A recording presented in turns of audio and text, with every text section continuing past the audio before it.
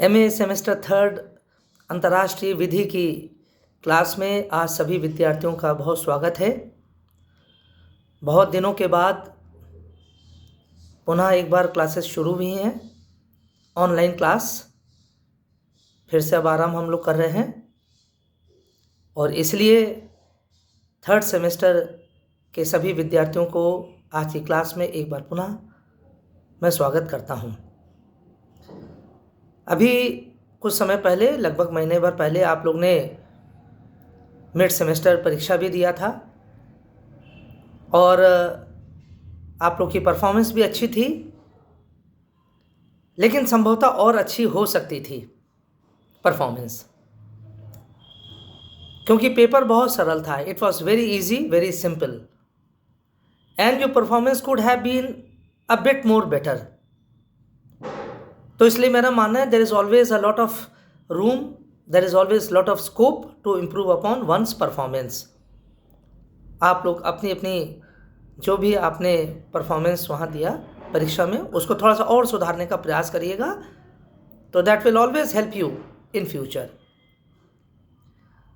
तो अब जो नई क्लासेस अब शुरू हो रही हैं, ऑनलाइन क्लासेस हैं, आपको संभवतः पता होगा कि ऑनलाइन क्लासेस का भी शेड्यूल आ चुका है, टाइम टेबल बन चुका है और इसमें ऑनलाइन और ऑफलाइन क्लास दोनों का शेड्यूल आप यूनिवर्सिटी की वेबसाइट पर देख सकते हैं। इसको अपलोड किया जा चुका है। लेकिन फिर भी आपकी जानकारी के लिए मैं आपको बता दूं कि Thursday and Friday will be your online classes. Thursday और फ्राइडे ये MA semester third international law की क्लास जो होगी, तो इंटरनेशनल लॉ की थर्सडे और फ्राइडे को 2 दिन क्लासेस हुआ करेंगी ऑनलाइन, और सैटरडे को कॉन्टैक्ट क्लास होगी। कॉन्टैक्ट यानी ऑफलाइन क्लास होगी। जिस भी किसी विद्यार्थी को आना हो सैटरडे को आ सकता है, अपनी क्वेरीज के संदर्भ में समाधान के लिए आ सकता है, जानकारी करने के लिए।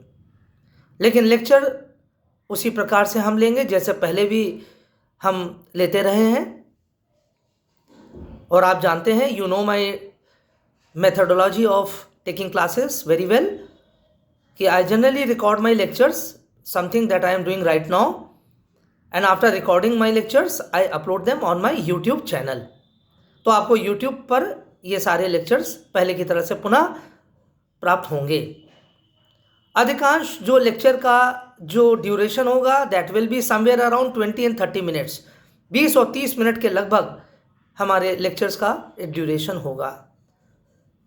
कारण इसका यह है कि अगर बहुत लंबे लेक्चर्स हम बनाएंगे YouTube पर तो उसको अपलोड करने की बहुत बड़ी समस्या हो जाती है। इसलिए I will refrain from making long lectures, long YouTube lectures. Short and crisp रहेगा, भले उसके लिए हमें चाहे कितने भी लेक्चर्स क्यों ना लेना पड़े, but I will be taking my lectures not very long, not of long duration, but somewhere ranging between 20 and 30 minutes. तो अब इस सेमेस्टर का जो सिलेबस है, मुझे लगता है you must be knowing your syllabus very well. कौन कौन से इस बारी चैप्टर्स आने हैं आपके सिलेबस में। तो ये जो अब थर्ड और फोर्थ जो यूनिट है, अब हमारे फर्दर लेक्चर्स में इसको हम कवर करेंगे।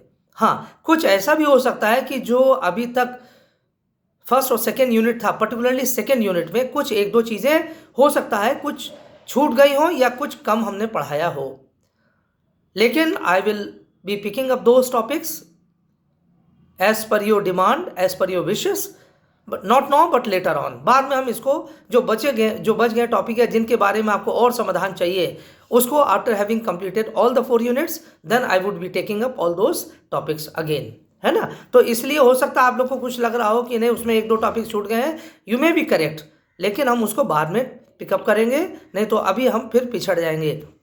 समय भी ज़्यादा नहीं है, इसलिए इन सारी चीज़ों को ध्यान में रखते हुए we will take off straight away from the third unit.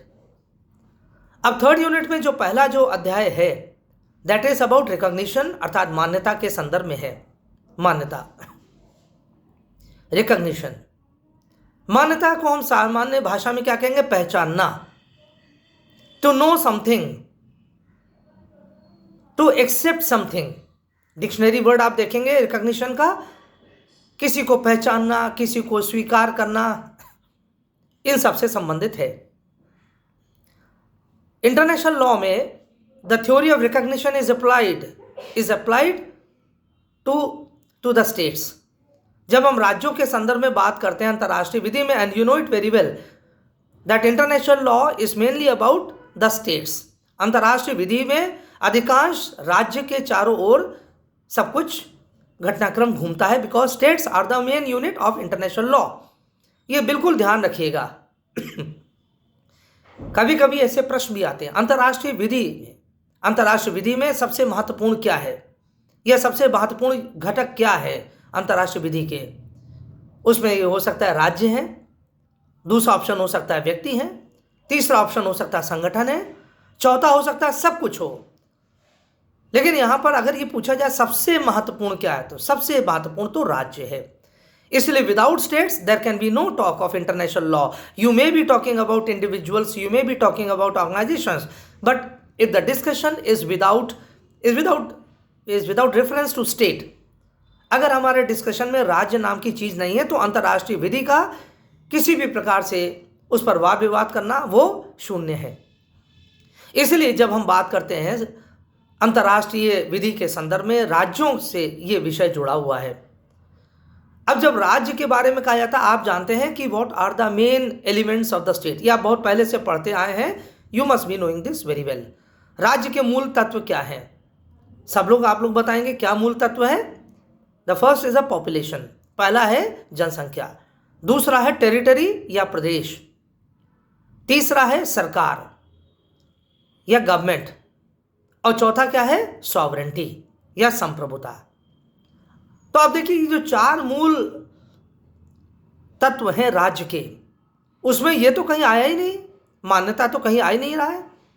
फिर भी हम कहते हैं कि राज्य का ये प्रमुख विषय है, बिना मान्यता के राज्य नहीं हो सकता है। तो हमें यहां ध्यान रखना होगा, जब अंतर्राष्ट्रीय विधि के संदर्भ में बात करेंगे, then we will have to attach this fifth element of the state. जब हम अंतर्राष्ट्रीय विधि के संदर्भ में बात करेंगे, रिमेंबर इट। लेकिन अगर हम सामान्य अर्थों में बात कर रहे हैं, जैसे हम लोग पूछते हैं, कहते हैं what are the elements of the state, तब हम इन चार चीज़ों के बारे में कहते हैं। But the reference gets changed, ये हमारा संदर्भ में कुछ बदल जाता है जब हम कहते हैं अंतर्राष्ट्रीय विधि के अनुसार राज्य के मूल तत्व क्या हैं। तो चार तो हैं ही हैं, लेकिन पांचवा ये सबसे महत्वपूर्ण है। अंतर्राष्ट्रीय विधि के संदर्भ में the fifth element that is recognition is perhaps the most important, क्योंकि ये मानता है, क्योंकि ये एक सिद्धांत है कि without recognition there can be no state, at least so far as the international law is concern. अंतर्राष्ट्रीय विधि की नज़र में, अंतर्राष्ट्रीय विधि की दृष्टि में राज्य नहीं होगा यदि उसको मान्यता प्राप्त नहीं उसको मान्यता दी गई है। सब कुछ हो सकता है, आपके पास कहीं पर किसी भूखंड पर जनसंख्या भी हो सकती है, उस भूखंड का यानी उस पीस ऑफ लैंड का कोई एरिया भी हो सकता है, टेरिटरी भी हो सकती है, वहां पर किसी न किसी प्रकार की कोई सरकार भी हो सकती है, वो सरकार अपने आप में सर्वसमर्थ हो सकती है, सक्षम हो सकती है। लेकिन अगर इन चार चीजों के होते हुए भी अगर उसको दूसरा देश, उसको अंतर्राष्ट्रीय समुदाय के दूसरे देश स्वीकार नहीं करने को तैयार हैं, तब ऐसे में वो राज्य अंतर्राष्ट्रीय विधि की दृष्टि में, अंतर्राष्ट्रीय समुदाय की दृष्टि में वो राज्य नहीं होगा। आप आंतरिक अपना सब ठीक है, छोटे छोटे जैसे पहले हुआ करते थे, जब वर्ल्ड ये इंटरकनेक्टेड नहीं था, छोटे छोटे प्रांत होते थे, छोटे छोटे आइलैंड्स होते थे, सेल्फ गवर्नड आइलैंड्स होते हैं, सेल्फ गवर्नड टेरिटरीज होते थे, which never bothered about the concept of recognition, which never thought about being recognized by other states, क्योंकि वो समय ही बिल्कुल अलग था। लेकिन 1648 के बाद से, ever since with the treaty of Westphalia, 1648 के बाद 1648 में जो वेस्टफेलिया संधि हुई और जिसके बाद से संप्रभु राज्यों की अवधारणा का उदय हुआ, नेशन स्टेट्स अर्थात राष्ट्रीय राज्यों की अवधारणा का उदय हुआ, वहीं से इसकी आधारशिला पड़ गई कि अब मान्यता नाम की भी कोई चीज होगी अगर हम अंतर्राष्ट्रीय संदर्भ में हम बात कर रहे हैं। तो जहां पर एक तरफ 1648 की ट्रीटी ऑफ वेस्टफेलिया ने बहुत बड़ा योगदान दिया, वहीं पर दूसरी तरफ the gradual emergence of international law, दूसरी तरफ क्या था, ये जो अंतर्राष्ट्रीय विधि का धीरे धीरे जो उदय होना आरंभ हुआ। And I had told you much before that Bentham is credited to have given lot of importance to the development of international law. Bentham, जो जर्मी बेंथम, जिसके बारे में आप इतना जानते हैं, यूटिलिटेरियन थ्योरी के बारे में उसने जो अपनी महत्वपूर्ण विचार व्यक्त किए हैं, उसी ने ही सबसे पहले अंतर्राष्ट्रीय विधि शब्द का प्रयोग किया था आधुनिक समय में, फ्रेगमेंट्स ऑफ गवर्नमेंट नाम की पुस्तक में। तो इसलिए ये दो तरफ से ये जो मान्यता की अवधारणा जो आरंभ होती है, इसके पीछे दो बड़े प्रमुख कारण हैं। एक तो वेस्टफेलिया की ट्रीटी और दूसरी तरफ जो 18वीं शताब्दी से अंतर्राष्ट्रीय विधि का धीरे धीरे विकास होता चला गया और आज तक इसका विकास चल रहा है। ये नया विषय नहीं है, मान्यता अपेक्षाकृत एक नया विषय नहीं है। Rather it has been into vogue since the last almost 50 years. यानी संयुक्त राष्ट्र की अवधारणा के बाद, संयुक्त राष्ट्र की स्थापना के बाद से ही मान्यता की स्थापना या मान्यता की अवधारणा स्वीकार हो गई, स्वीकार कर ली गई अंतर्राष्ट्रीय समुदाय के द्वारा। International community recognise the notion of recognition after the inception of the United Nations in the year 1945। उससे पहले भी थी, हम ये नहीं कह सकते कि एकाएक संयुक्त राष्ट्र की स्थापना के बाद से हुई, पहले से भी इसकी अवधारणा चल रही थी। हम देख सकते हैं लीग ऑफ नेशंस में भी कुछ कुछ ऐसे ही था, लेकिन चूंकि league of Nations did not remain into effect for a long time, इसलिए बहुत सारी चीजें जो उस समय डेवलप हो सकती थी वो नहीं भी, इसलिए the concept came to an end. But with the reemergence, we can say with the rebirth of League of Nations in a different garb, that is the United Nations, उसके बाद से अवधारणा शुरू हो गई। तो इसलिए हमें ध्यान रखना होगा, जब हम अंतर्राष्ट्रीय विधि के संदर्भ में राज्य के तत्वों के बारे में बात करेंगे तो वहां पर मान्यता एक बहुत महत्वपूर्ण विषय है, जिसकी उपेक्षा हम नहीं कर सकते हैं, कोई राज्य नहीं कर सकता है। अब आप जान लीजिए कि हर एक राज्य आज भी, आज के समय में भी, every state is virtually running after recognition. हर एक राज्य समझे, चाहे बड़े से बड़ा राज्य हो, अमेरिका ऐसा राज्य हो, चाहे छोटे से छोटा कोई एक टापू हो, जैसे हम पैरासेल आइलैंड्स का नाम जानते हैं, जैसे हम स्प्रेटली आइलैंड का नाम जानते हैं, ये जो पूरा जो साउथ चाइना सी के अगल बगल ये बहुत सारे सो कॉल्ड तथा कथित जो डिस्प्यूटेड आइलैंड्स है, जिस पर चीन आज अपना अधिकार, अपना आधिपत्य बताता है कि मेरा है ये, और जिसको कहा गया है, जापान कहता है कि नहीं आपका नहीं है, इंडोनेशिया कहता है नहीं आपका नहीं है, सोलोमन आइलैंड्स हो, स्प्रेटली आइलैंड्स हो, पैरासेल आइलैंड्स हो, बहुत सारे इस तरह से छोटे छोटे द्वीप हैं वहाँ पर। लेकिन उन द्वीपों को भी मान्यता चाहिए, no less than a country like America. अभी अमेरिका में आप जानते हैं कि इलेक्शंस अभी जल्दी हुए, प्रेसिडेंशियल इलेक्शंस हुए। उस प्रेसिडेंशियल इलेक्शन में बहुत सारे ऐसे देश थे कि जो बिडेन के जीतने को स्वीकार नहीं करने को तैयार थे, and one of them is China.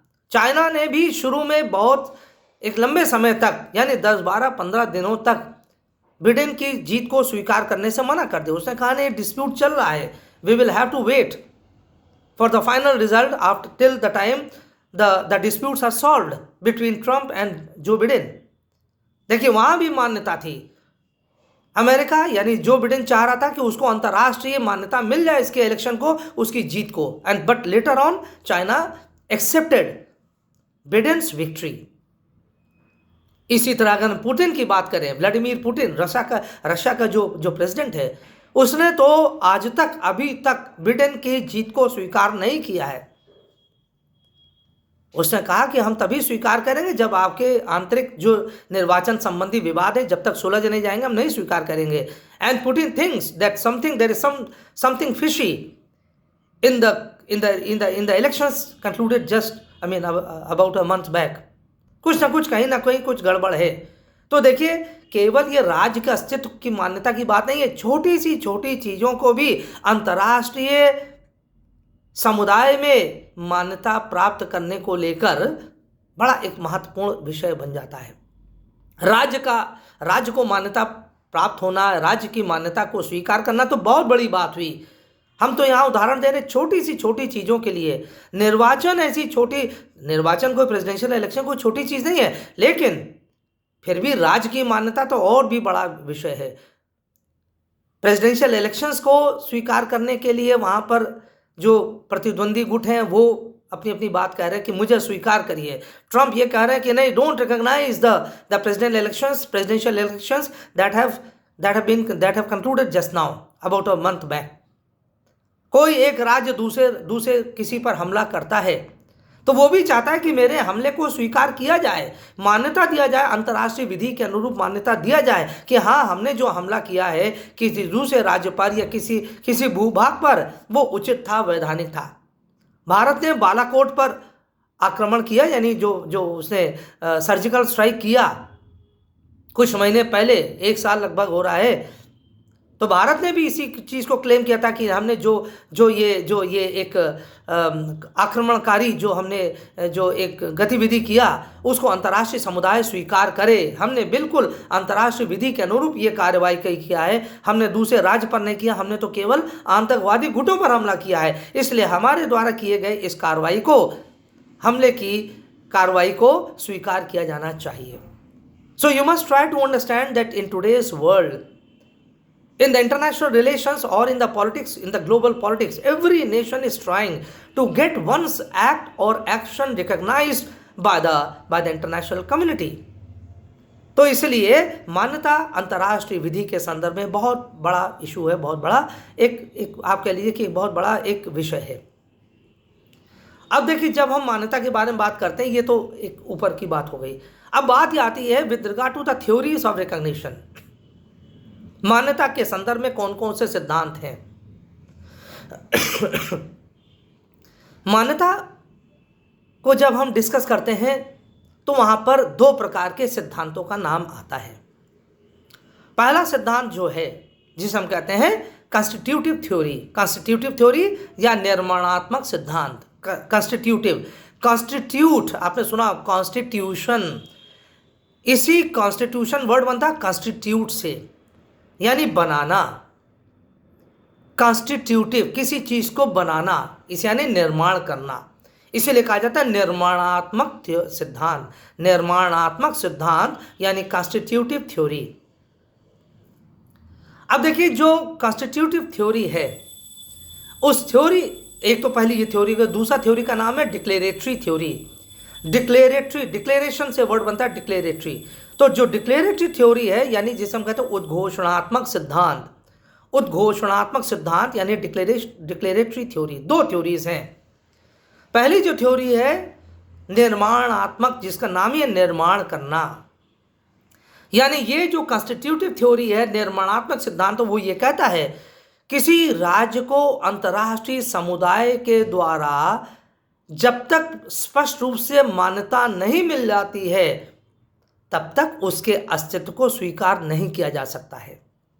अंतर्राष्ट्रीय व्यवस्था में जब तक किसी नए राज्य को उसके अस्तित्व की मान्यता ना प्रदान कर दी जाए, till that time no such state can be accepted as a valid actor in the international politics.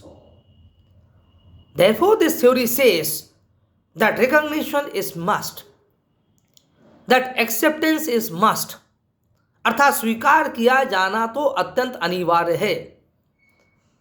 आपके पास सब कुछ है, आपके पास भूप्रदेश है, आपके पास जनसंख्या है, आपके पास सरकार है, आपके पास संप्रभुता है, लेकिन अगर मान्यता नहीं आपको दी गई तब आपको अंतर्राष्ट्रीय समुदाय का एक वैधानिक कार्यकर्ता या वैधानिक अभिकर्ता के रूप में पहचान नहीं मिल सकती है। आपके अस्तित्व को अन्य राष्ट्र के द्वारा स्वीकार किया जाना चाहिए, ये मानता है। Therefore, recognition is must, यानी निर्माण क्या हुआ, यानी जब मान्यता प्राप्त हो जाती है, जब उसकी स्वीकार्यता को एक्सेप्ट कर लिया जाता है किसी नए राज्य की, तब ऐसे में अंतर्राष्ट्रीय व्यवस्था में माना जाता है ये नए राज्य का निर्माण हुआ है, that a new nation is born, that a new nation has come into existence, that the new nation has build up in the international politics. नए राष्ट्र का, नए राज्य का उदय हुआ, नए राज्य का निर्माण हुआ है। और निर्माण कैसे हुआ? जब अंतर्राष्ट्रीय व्यवस्था ने उसको स्वीकार कर लिया, तभी उसके अस्तित्व को स्वीकार किया जाएगा। यानी निर्माण हुआ एक नए राज्य का मान्यता के द्वारा ही, यानी बिना मान्यता के नए राज्य का को निर्मित नहीं माना जाएगा। आप भले ही सब कुछ आपके पास हो। एक एग्जाम्पल से आपको ये बताते हैं। देखिए China, you know that China came into existence in the year 1949, 1939 में, 1949 में, 1949 में China became what you call it as PRC। ROC की जगह PRC बन गया, यानी रिपब्लिक ऑफ चाइना पहले था। चियांग काई शेक की सरकार थी पहले, जो अमेरिका के द्वारा स्वीकार करी गई थी। लेकिन बाद में क्या हुआ? बाद में 1949 में, इन द ईयर 1949, माओ से सुंग ने चियांग काई शेक के साथ उसका युद्ध हुआ। चियांग काई शेक पराजित हो गया और उसके स्थान पर PRC की स्थापना हुई माओ के नेतृत्व में, चाइना में, पीपल्स रिपब्लिक ऑफ चाइना। ये 1949 की बात है। और जो आप ताइवान, जो आप आजकल नाम बड़ा सुनते हैं, ताइवान जो आजकल चीन को बड़ा चुनौती दे रहा है एक प्रकार से, तो ये ताइवान क्या है? ताइवान ROC था, रिपब्लिक ऑफ चाइना, जो चियांग काई शेक की जो सरकार थी वो वहाँ से पराजित होने के बाद वहाँ से भाग गई और उसने जाकर शरण लिया ताइवान में। ताइवान को ही वहाँ पर चियांग काई शेक की सरकार फिर स्थापित हो गई वहाँ, और किस नाम से? ROC के नाम से, रिपब्लिक ऑफ चाइना। आज भी वो रिपब्लिक ऑफ चाइना के नाम से ताइवान की सरकार है, जहाँ की महिला राष्ट्रपति हैं, बहुत डायनेमिक है। उन्होंने चीन को खुली चुनौती दे दी है। ROC को, यानी ताइवान को, अमेरिका का बहुत बड़ा समर्थन प्राप्त है, इसलिए चीन हिम्मत नहीं कर पा रहा है कि वो ताइवान पर आक्रमण करे। हालांकि चीन बराबर ये कहता है कि that Taiwan is not an independent state, it is not a sovereign state, rather it is a break away group of China. Taiwan को एक नया देश नहीं है, वो एक कोई स्वतंत्र संप्रभु देश नहीं है। वो तो जो मेनलैंड चाइना है, PRC, people's republic of China है, उसी का एक टूटा हुआ भाग है वो तो वहां पर।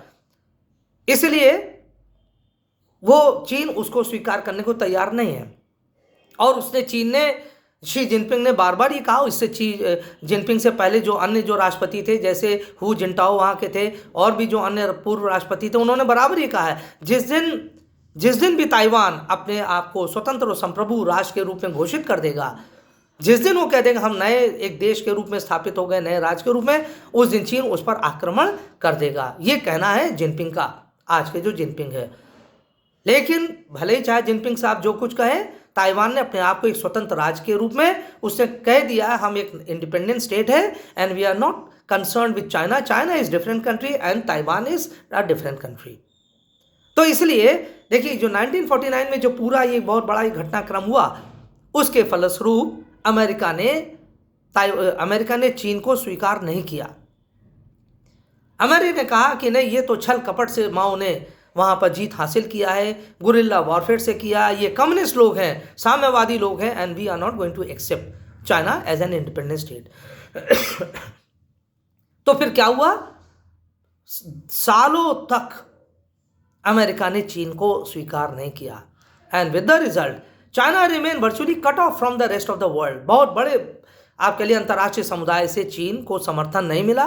भाई अमेरिका जो कहता है, आप जानते हैं, पूरा वेस्ट यूरोप उसके बारे में उसके साथ है, अमेरिका के साथ, पूरा नाटो फोर्सेस अमेरिका के साथ हैं। इसलिए चाइना को सपोर्ट नहीं मिला, अमेरिका का स्वीकृति नहीं मिली, इसलिए China could not become a major actor in the international politics during that time. लेकिन 1 जनवरी 1979 को, 1 जनवरी 1979 को अमेरिका ने स्वीकार कर लिया। उस समय संभवतः अमेरिका के राष्ट्रपति जिमी कार्टर थे। तो अमेरिका ने 1979 जनवरी में चीन को स्वीकार कर लिया, और उसके बाद से चीन और अमेरिका के मध्य रिलेशंस एस्टैब्लिश हो गए, डिप्लोमेटिक रिलेशंस हो गए, एस्टैब्लिश हो गए, कूटनीतिक या दौत्य संबंध स्थापित हो गए, साथ साथ कमर्शियल रिलेशंस, ट्रेड रिलेशंस, जितने भी प्रकार के अंतर्राष्ट्रीय संबंध हो सकते हैं सब उस देश के साथ स्थापित हो गए। और जब अमेरिका ने उसको स्वीकार किया तो समझ ली दुनिया के बहुत बड़े भाग ने चीन को स्वीकार कर लिया, वेस्ट यूरोप ने स्वीकार कर लिया, नाटो के जितने और अन्य सदस्य देश हैं वो सब ने चीन को स्वीकार कर लिया। तो देखिए ये महत्व होता है मान्यता का अंतर्राष्ट्रीय राजनीति में। और ऐसा नहीं कि चीन को जब स्वीकार नहीं किया था अमेरिका ने 1979 के पहले तक तो चीन नहीं था, ऐसा भी नहीं था।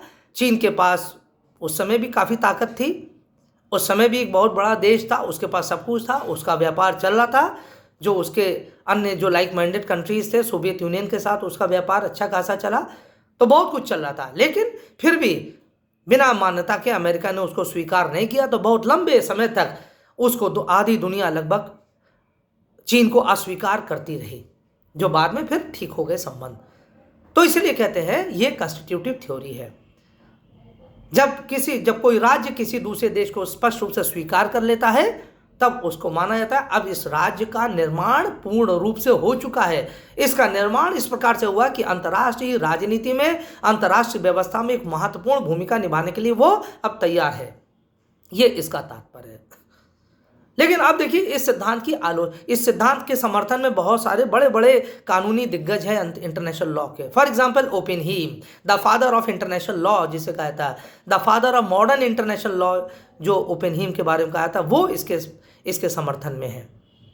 इसके समर्थन में है जैसे ट्रिपल एंजिलोटी, जैसे पैक्टा सन सर्वांडा एंजिलोटी का जो एक बहुत विश्व प्रसिद्ध वो एक आप कह लीजिए कि एक उसने सूत्र दिया, पैक्टा सन सर्वांडा। आप लोग को हमने बताया भी था पिछले सेमेस्टर में कि that international treaties are done in good faith. अंतर्राष्ट्रीय संधियां क्यों पालन करी जाती हैं? वो केवल इसलिए कि सद्भाव सद्विचार से पालन किया जाता है, किसी भरोसे के आधार पर उसका पालन किया जाता है, किसी डर दबाव के कारण नहीं, बल्कि दो राज्यों के मध्य जो संधियां होती हैं उस संधि का मूल आधार है कि दोनों के राज्यों के मध्य एक सदिच्छा है, दोनों राज्यों के मध्य एक भरोसा है, ट्रस्ट है, फेथ है। उसे कहते हैं पैक्टा सन सर्वांडा, जो एंजिलोटी ने यह सिद्धांत दिया था। तो उसके समर्थन में, कॉन्स्टिट्यूटिव थ्योरी के समर्थन में एंजिलोटी भी है। इसमें ट्रिपल करके एक विचारक है, वो भी TRIEPLE, ट्रिपल, एंजिलोटी, ओपेनहाइम, केल्सन, व्हीटन, है ना। ये ऐसे कुछ विचारक हैं, ऐसे कुछ स्कॉलर्स हैं दिग्गज विश्व के जो इस सिद्धांत से जुड़े हुए हैं। उन्होंने इस सिद्धांत को पूरा समर्थन दिया है। लेकिन आलोचना भी इस सिद्धांत की कुछ है। There are certain criticisms also regarding this theory। और क्रिटिसिज्म क्या? क्रिटिसिज्म ये है, आलोचक ये मानते हैं, जो इस थ्योरी को सपोर्ट नहीं करते वो आलोचना करते हैं, कहते हैं ये कौन सी थ्योरी है। जब तक यानी अंतर्राष्ट्रीय व्यवस्था किसी राज्य को स्वीकार नहीं करेगी तो क्या तब तक हम मानेंगे नहीं कि उस राज्य का अस्तित्व हुआ है, अस्तित्व भी है? हम मान ही नहीं सकते हैं। उन्होंने कहा अमेरिका ने भले इतने सालों बाद चीन को स्वीकार किया, तो क्या तब तक मान ही नहीं सकते थे कि चीन नाम का कोई देश इस अंतर्राष्ट्रीय व्यवस्था में है? हम क्या नहीं मान सकते थे? बिल्कुल माना, हम मानते हैं। बहुत सारे देश ऐसे कहते हैं। वो कहते हैं कि मान्यता तो एक राजनीतिक विषय है। That recognition is basically what? Recognition is basically a political issue. और एक ऐसा ये पॉलिटिकल इशू है कि दो राष्ट्रों के मध्य संबंध अच्छे होंगे तो तत्काल आपको स्वीकृति मिल जाएगी। संबंध नहीं अच्छे हैं तो आप चाहे कितना अच्छा आपका राज्य क्यों ना हो, आप कितने बड़े देश क्यों ना हो गए हों, कितने आप सेल्फ सफिशिएंट क्यों ना हो गए, फिर भी because of the politics between the to countries you may not be granted recognition. यहाँ दूसरा एग्जाम्पल आलोचक ये कहते हैं कि अमेरिका ने आखिर इजराइल को कैसे मान्यता दे दिया। इजराइल तो जिस दिन स्वतंत्र हुआ 1948 में, उसके नेक्स्ट डे ही अमेरिका ने उसको स्वीकार कर लिया, जबकि Israel was born of a number of disputes, controversies. Israel के जन्म के पीछे तो कितना सारा विवाद जुड़ा था, कितने सारे मतभेद जुड़े थे, कितनी सारी समस्याएं जुड़ी थी, कितना उसका भीषण रक्तपात हुआ था उसके पड़ोसी राज्यों से। उसके बाद भी अमेरिका ने त्वरित कार्रवाई करते हुए उसको दूसरे ही दिन 1948 में स्वीकार कर लिया। इसलिए उन्होंने कहते हैं, आलोचक ये कहते हैं, ये बहुत ही राजनीतिक विषय है और इस बात को स्वीकार नहीं किया जा सकता है कि जब तक आप हमको मान्यता ना देंगे तब तक हमारा अस्तित्व आप नहीं मानेंगे। वो कहते हैं ये तो अनुचित है, सर्वथा अतार्किक है, दिस इज इलॉजिकल। और उन्होंने कहा मान्यता से किसी राज्य का अस्तित्व सिद्ध या असिद्ध नहीं होता है। एक राज्य राज्य रहता है, मान्यता से पूर्व भी एक राज्य राज्य रहता है। Even before recognition of a nation a state is there.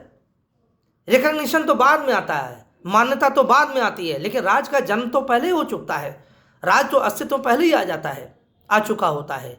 इसलिए मान्यता केवल एक औपचारिक विषय, it is just a formality, केवल औपचारिकता है और वो औपचारिकता मूल रूप से राजनीतिक विषयों से जुड़ी हुई है। ये औपचारिकता मूल रूप से केवल दो राज्यों के मध्य कैसे संबंध उससे जुड़ी हुई है, ये कोई तार्किक ये की विषयों पर आधारित नहीं होती है। एक राज्य सर्व सामर्थ्य होते हुए भी उसको स्वीकार नहीं किया जा सकता, नहीं किया जाता है। इसका मतलब है there is some kind of bad relations prevailing between the two states. इसलिए इसके संदर्भ में ये सारी बातें कॉन्स्टिट्यूटिव थ्योरी के बारे में कहा जाता है। लेकिन इसका महत्व क्या है? इस थ्योरी का महत्व ये अवश्य है, भले ही चाहे कितनी आलोचना क्यों ना करी जाए। निर्माणात्मक सिद्धांत का महत्व ये है कि इस सिद्धांत के द्वारा ये बात स्थापित हो जाती है कि कोई राज्य जिसको अंतर्राष्ट्रीय समुदाय स्वीकार करने जा रहा है उसमें कम से कम एक स्थिर राज्य के, एक सभ्य राज्य के आधारभूत गुण विद्यमान हैं, एक अच्छे राज्य के उचित गुण विद्यमान हैं। अर्थात उस राज्य का जो उदय हुआ है किसी गलत प्रक्रिया से नहीं हुआ है, उस राज्य का उदय सभ्य माध्यमों से हुआ है। कम से कम सैद्धांतिक रूप में तो यही विचार था। वो भले ही बाद इसको एक विवाद का विषय बना दिया गया। अमेरिका ने बहुत सारे ऐसे राज्यों को अपने व्यक्तिगत स्वार्थों के चलते ऐसे राज्यों के या सरकारों को मान्यता दे दिया जो संभवतः उनको मान्यता दिया नहीं जा सकता था, लेकिन फिर भी अमेरिका ने ऐसे राज्यों को दिया। इसलिए ये एक निर्माणात्मक सिद्धांत एक विवाद का विषय बन गया। लेकिन इसके मूल में, सिद्धांत के मूल में यही आशय था, यही एक विचार था कि जब अंतर्राष्ट्रीय व्यवस्था के द्वारा, अंतर्राष्ट्रीय समुदाय के द्वारा किसी राज्य को स्वीकार किया जाएगा तो ये ध्यान में रखा जाएगा क्या उस राज्य में एक स्वतंत्र सभ्य राज्य के आधारभूत गुण उपलब्ध है कि नहीं। Whether that newly recognised state combines the basic elements of a civilized state in itself or not. Whether that state is strong enough, sufficient, self-sufficient enough. Can it feed itself? क्या वो अपने आप का, अपनी जनता का भोजन का उपलब्ध करा पाएगा? क्या भरपेट उसको भोजन करा पाएगा अपनी जनता को? ऐसा तो नहीं कि there is nothing there in the state, in that country, and yet it is seeking to get recognized internationally.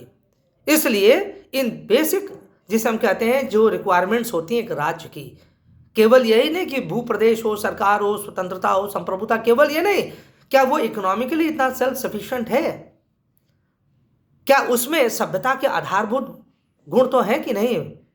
ऐसा तो नहीं कि वो पुरातन समय के जहां आदिम व्यवस्था हुआ करती थी, लोगों को दंड देने की, सार्वजनिक रूप से किसी का वध करने की, कहीं ऐसे उन जिसे कहते हैं उन प्रैक्टिस से तो नहीं ग्रस्त है। ये सारी चीजें देखी जाती हैं जब किसी राज्य को मान्यता प्रदान करी जाती है अंतर्राष्ट्रीय व्यवस्था के द्वारा, और यही इसका मूल सिद्धांत था, यही इसका मूल विचार था। लेकिन ये दुखद है कि कालांतर में ये सारी बातों को दरकिनार करके एक देश अपने व्यक्तिगत, अपने स्वार्थ हितों को देखते हुए ही दूसरे राज्य को स्वीकार करता है या अस्वीकार करता है। तो इसलिए यह है कॉन्स्टिट्यूटिव थ्योरी। तो इस लेक्चर में अभी तक यहीं तक बात हम समाप्त कर रहे हैं। अब इस लेक्चर को हम अपलोड करेंगे तब आप सुनिएगा and you let me know. और अगले लेक्चर में हम इसके बाद डिक्लेरेटरी थ्योरी के बारे में बताएंगे, है ना। Till that time, thank you so much for your attention.